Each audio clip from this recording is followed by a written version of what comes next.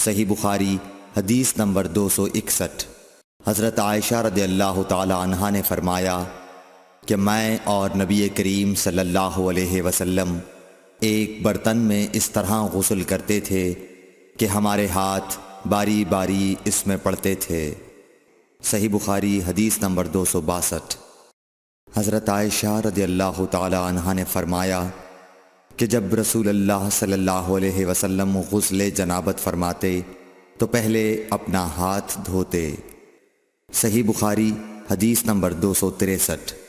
حضرت عائشہ رضی اللہ تعالی عنہا نے کہا کہ میں اور نبی کریم صلی اللہ علیہ وسلم دونوں مل کر ایک ہی برتن میں غسل جنابت کرتے تھے۔ صحیح بخاری حدیث نمبر 264۔ نبی کریم صلی اللہ علیہ وسلم اور آپ کی کوئی زوجہ مطہرہ ایک برتن میں غسل کرتے تھے۔ صحیح بخاری حدیث نمبر 265۔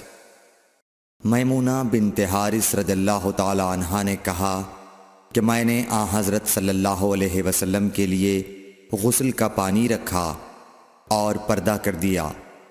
آپ نے پہلے غسل میں اپنے ہاتھ پر پانی ڈالا اور اسے 1 یا 2 بار دھویا۔ سلیمان اعمش کہتے ہیں کہ مجھے یاد نہیں راوی سالم بن ابی الجعد نے تیسری بار کا بھی ذکر کیا یا نہیں۔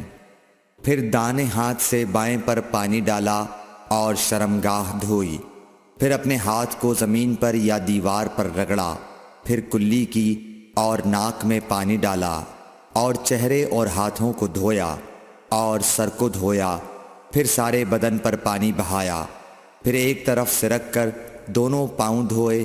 بعد میں نے ایک کپڑا دیا تو آپ نے اپنے ہاتھ سے اشارہ کیا اس طرح کہ اسے ہٹاؤ، اور آپ نے اس کپڑے کا ارادہ نہیں فرمایا۔ صحیح بخاری حدیث نمبر 266۔ میمونہ رضی اللہ تعالی عنہا نے کہا کہ میں نے حضرت صلی اللہ علیہ وسلم کے لیے غسل کا پانی رکھا تو آپ نے پہلے پانی اپنے ہاتھوں پر گرا کر انہیں 2 یا 3 بار دھویا، پھر اپنے داہنے ہاتھ سے بائیں پر گرا کر اپنی شرمگاہوں کو دھویا، پھر ہاتھ کو زمین پر رگڑا، پھر کلی کی اور ناک میں ڈالا، پھر اپنے چہرے اور ہاتھوں کو دھویا، پھر اپنے سر کو 3 مرتبہ دھویا، پھر اپنے سارے بدن پر پانی بہایا، پھر آپ اپنی غسل کی جگہ سے الگ ہو گئے، پھر اپنے قدموں کو دھویا۔ صحیح بخاری حدیث نمبر 267۔ حضرت عائشہ رضی اللہ تعالی عنہا نے فرمایا اللہ ابو عبد الرحمن پر رحم فرمائے، میں نے تو رسول اللہ صلی اللہ علیہ وسلم کو خوشبو لگائی، پھر آپ اپنی تمام ازواج مطہرات کے پاس تشریف لے گئے اور صبح کو احرام اس حالت میں باندھا کہ خوشبو سے بدن مہک رہا تھا۔ صحیح بخاری حدیث نمبر 268۔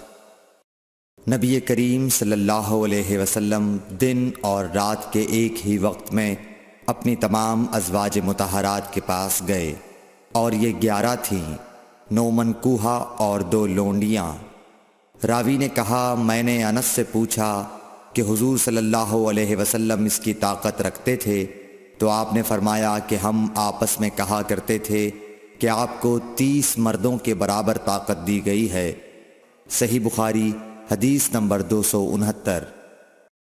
حضرت علی رضی اللہ تعالی عنہ نے فرمایا کہ مجھے مزید بکثرت آتی تھی، چونکہ میرے گھر میں نبی کریم صلی اللہ علیہ وسلم کی صاحبزادی حضرت فاطمۃ الزہرا رضی اللہ تعالی عنہا تھیں، اس لیے میں نے ایک شخص مقداد بن اسود اپنے شاگرد سے کہا کہ وہ آپ صلی اللہ علیہ وسلم سے اس کے متعلق مسئلہ معلوم کریں۔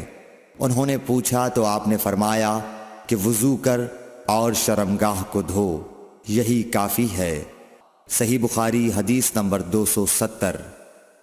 حضرت عائشہ رضی اللہ تعالی عنہ نے فرمایا میں نے خود نبی صلی اللہ علیہ وسلم کو خوشبو لگائی، پھر آپ اپنی تمام ازواج کے پاس گئے اور اس کے بعد احرام باندھا۔